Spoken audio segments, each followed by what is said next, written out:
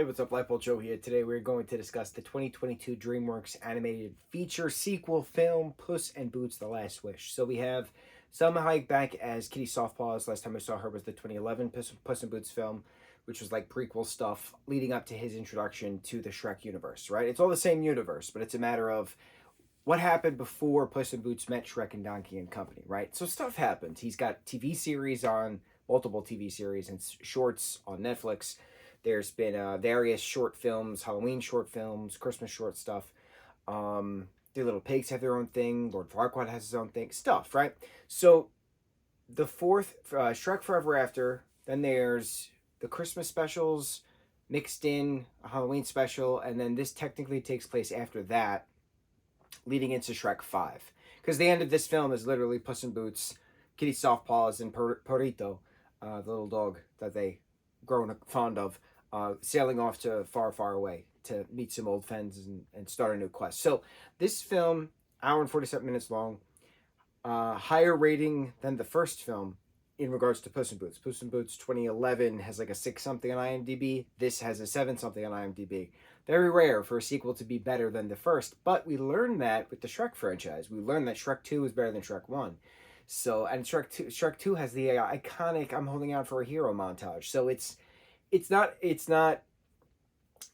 expected. It's just you don't expect it often for the sequel to surpass the original. So it's neat. It's neat when that happens, and it's a nice continuation. So Puss in Boots starts out with a glorious musical number, giving the poor, the steal from the rich, give to the poor, and he winds up getting killed by this bell after defeating a giant.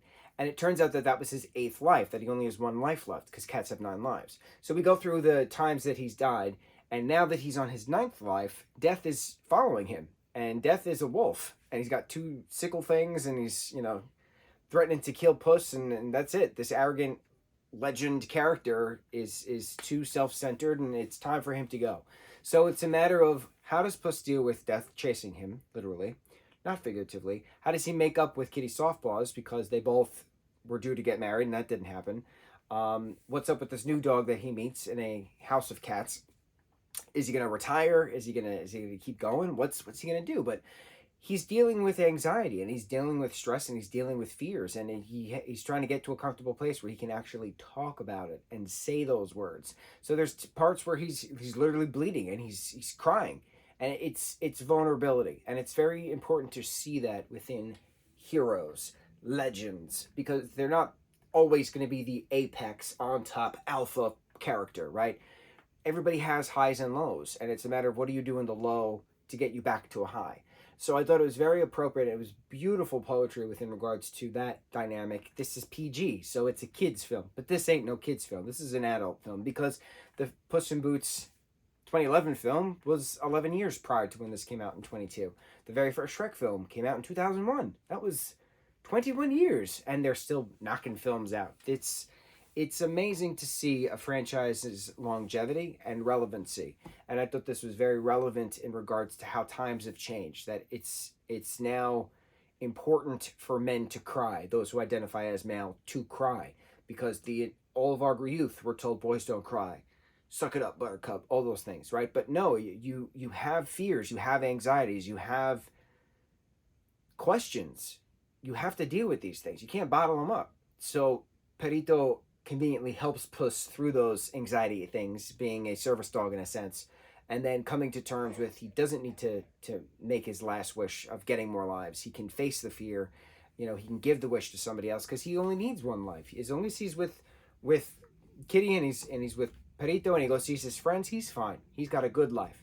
So we have Little Jack Horner as the main villain. We have Goldilocks and the 3 Bears as like bounty hunters, and they're all of them are on a quest to find the last fallen star. And the person who goes into the dark forest, into the black forest, very dramatic, keeping up with the fairy tale, which I liked as well. The last fallen star. Not the last fallen star. I'm thinking of Korean mythology now. The fallen star happens to be in the Black Forest, and the individual who finds the fallen star can make a wish. So it's a quest, and it felt very much like Pirates of the Caribbean on Stranger Tides, when everybody from different groups is following each other's trails, kind of, and like finding different maps and stuff and clues to get to the Fountain of Youth, to make that wish of to have that eternal life. And that's what Puss kind of wants. He wants eternal life because he wants more lives. He wants all his lives back. So creating an eternal loop. So it reminded me heavily of Pirates of the Caribbean on Stranger Tides. But on a whole, I thought it was very well done. It was very action. It was more drama than it was comedy, which I was actually surprised about. I did enjoy the musical number in the beginning. I also loved how they changed the animation style within fighting scenes. And why I say that, and I don't know if many people noticed it, when the characters are doing their random, moment to moment thing, it's just your standard CGI 3D imaging. But when they have the fight scenes, the frame rate trickles down. So let's say hypothetically, I don't know that much about frame rate, but if your higher definition is at a 60 frame rate, right? Um, they knocked it down to 30. They cut the frame rate down so it's more choppy. It's not as fluid, kind of a thing. It's more like that. And so having the characters fight like that was very reminiscent on how they do the fight scenes in the Into the Spider-Verse and Across the Spider-Verse films, which a lot of animated films I'm noticing are taking certain style elements from those films.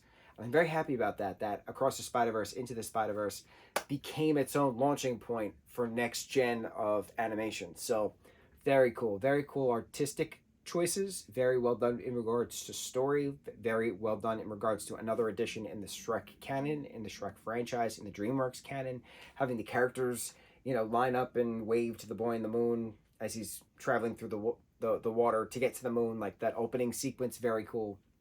It's very well done.